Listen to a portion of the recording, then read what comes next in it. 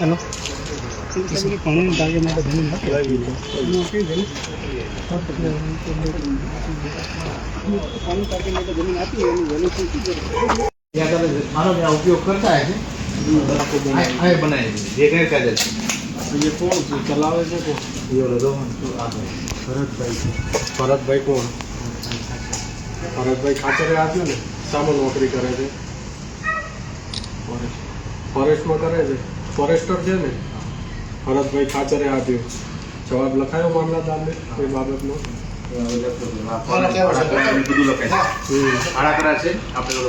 ભરતભાઈ ખાચરનું લખ્યું